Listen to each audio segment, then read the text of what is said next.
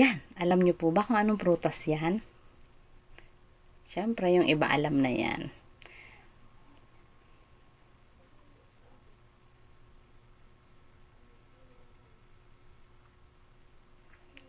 Last Friday, binigyan kami ng boss ni Dennis ng marang.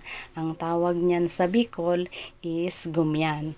Naalala ko dati nung parang elementary days ko, meron dun sa harap ng bahay ng lola ko, dun sa may school, na puno na ganyan. Tas, ang sarap talaga niya pag isa din to sa paborito kong prutas. Masarap siya.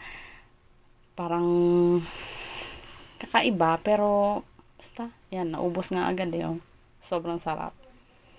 Tapos after nun, ibibilad ko po yung buto. Wag natin itatapon yung buto kasi pwede pa po yan.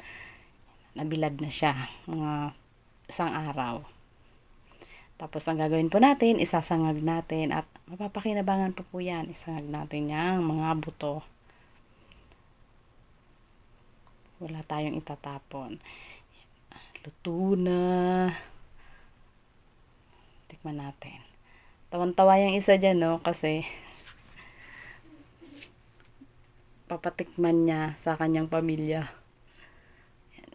Una muna si Dennis. Siya muna titikim niya. Kung anong daw lasa. Bakit daw alam ko yung gano'n na pati buto, kailangang isangag para daw kung makakain pa. O, ayan, natikman niya. Masarap na. Masarap talaga siya. Kaya, nagtaka din sila. Bakit alam ko daw yun. Sulit na sulit. Thank you po Ma'am Sara sa pagbibigay po sa amin ng marang or gumyan.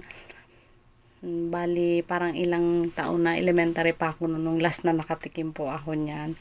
Kaya, sulit. Ako lang halos kumain eh. Kasi yung mga anak ko parang hindi nila kasi kilala yung prutas. Thank you!